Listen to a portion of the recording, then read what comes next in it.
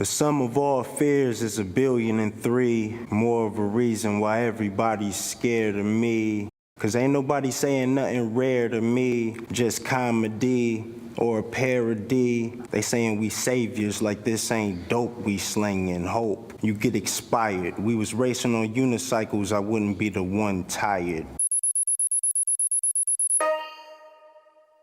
Herbert Anthony Stevens IV, aka Ab-Soul, born February 23, 1987.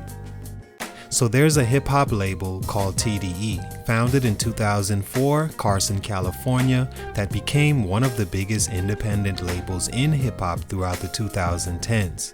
It sold over 10 million records just in the US overall and has been the home to some of the brightest young rap stars of that era.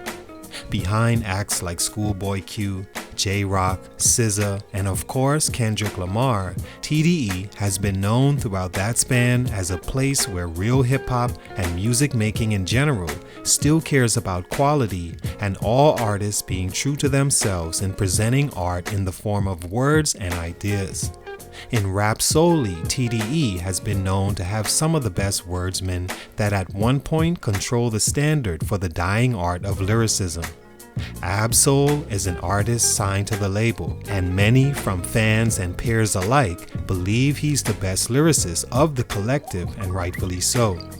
I remember first hearing Ab-Soul in a XXL freestyle, and while I've heard the name before, this was the first time I'd really pay attention. I was blown away by how many times I went back to decipher this bar or that bar. Beyond that, his image was something different.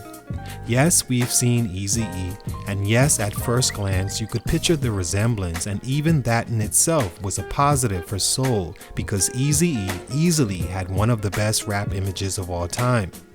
With enough time in between the two, him being from California, and the story behind how his image was made gave him the first two important steps to becoming a successful rapper. He rapped almost flawlessly and he looked the part. Around 2013, TDE couldn't have had a bigger buzz. Kendrick Lamar was the hottest young name in hip-hop. Schoolboy Q was gearing to go on his run with back-to-back Grammy-nominated albums, as well as J-Rock picking up Grammy nominations for his work on Kendrick's debut. In the midst of all that, there was Ab-Soul. Behind a wall in everyone's mind, outside his core fans, waiting for him to do something substantial in the game.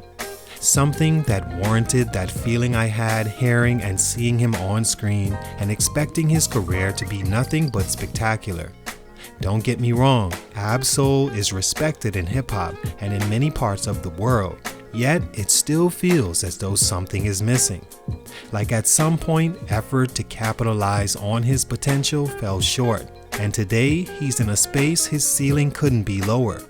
3 reasons Ab-Soul's growth was stunted when he should have easily been a superstar. Let's talk about it. It's your boy JC, Stunted Growth Music. Let's get it, man.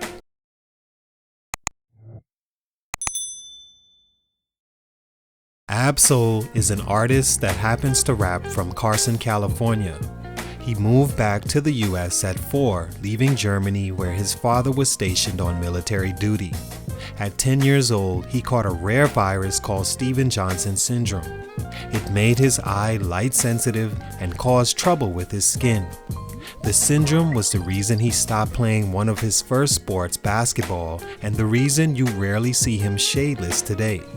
He began to take rap seriously around 15 years old after finding an online community that freestyles all through written text back and forth. While his parents always had more traditional expectations for him than rap, he decided he wasn't going to be like the countless rappers coming through his family-owned record store, soliciting but never got on. The movie Dreamgirls helped him find his rap name that means absolute, shortened to Ab-Soul, as he felt the word perfectly described him as an artist. Stunt number 1, surprisingly, he's not marketable. Remember when I said earlier that Ab-Soul had one of the best rap images in the game when he first arrived? That it easily worked marketing-wise because of the similarities but differences to Eazy-E? Well, none of that worked out for Ab-Soul for whatever reasons. One speculation is that I believe Ab-Soul is too enigmatic. It's one thing to stay away from the media much or not participate in social avenues to create a certain mysteriousness about you, but it seems as though he's taken that a little too serious over his career, and it hasn't helped him grow his fan base or keep the few he has satisfied enough to stick around and wait. Speaking of fan base, his last album sold 8,000 copies first week. The one before that, little over 20,000. The one before that, that's considered his most revered work, not even 6,000 copies first week. What's the disconnect? The disconnect is exactly that. No one is really connected enough to know what's going on with the Carson rapper. Moving into this new age we've been in and diving deeper since the last 5 years of everything in entertainment resting on the image you are able to sell on the internet, if Ab-Soul had trouble selling in the early 2010s, he doesn't stand a chance going forward. Just a quick example, I looked at Kendrick Lamar's YouTube and noticed, well, he has one. Schoolboy Q, he has one. J-Rock, he has one too. In fact, every artist not named Ab-Soul in today's day and age has their own YouTube. Like, who doesn't, right? Ab-Soul. Why doesn't he have his own space where people can consume his art? A place solely promoting him. Instagram, 5 photos or less. Outside random features here and there, a hip-hop fan newly introduced in the last 5 years may ask what even is an Ab-Soul? Does he not have a story? Does he not interview well or have charismatic things to say? No, I don't believe any of that to be true. I just think Ab-Soul's personality is what it's shown, in his own world and to himself. Unfortunately, marketing that further than underground praise won't be easy. Some say he smokes too much and that hinders him from putting himself out there more, but I disagree. Soulja Boy is smoked out too, bruh. Stunt number 2, maybe he's too complex. Another potential reason Ab-Soul failed to connect to the masses, like I think he easily could have, is because the masses aren't in it for the complex. When hip-hop heads hear a name like Ab-Soul, sure they perk up in excitement knowing the level of rap they're getting, filled with double entendres, triples, and flows you enjoy running back to learn the true meaning of what he just said. But the masses that want to dance and move along at the club, or jump up and down and share energy, or hear relatable stories sandwiched in billboard-worthy hooks won't get that from an Ab-Soul project.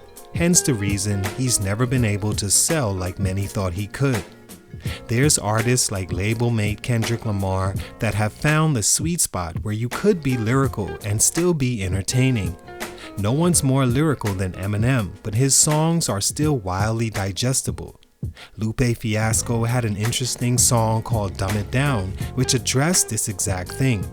The fork in the road for a lyricist where they have to decide what's worth more. Be complex and be respected underground as a lyricist, or dumb it down and sell records. Ab-Soul seemed to have chose respect over fame, and I don't blame him for it. It did hurt his growth though. Stunt number 3, being signed to TDE.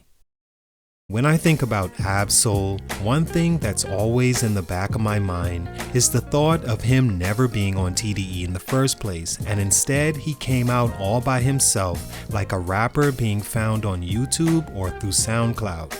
Anywhere but TDE.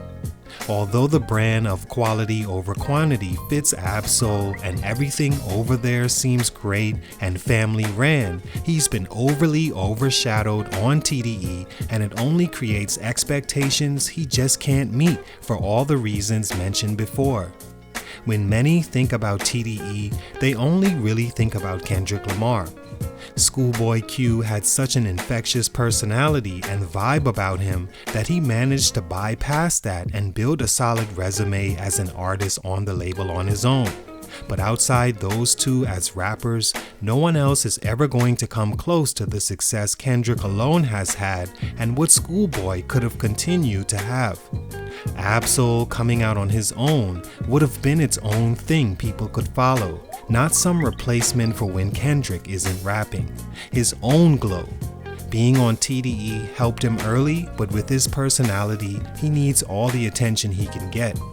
He's at the point now, if a song drops without Kendrick, not many really care. I don't think that happens had he not been on TDE in the first place. All in all, Ab-Soul still has respect. He's definitely a dope artist that's underappreciated, really.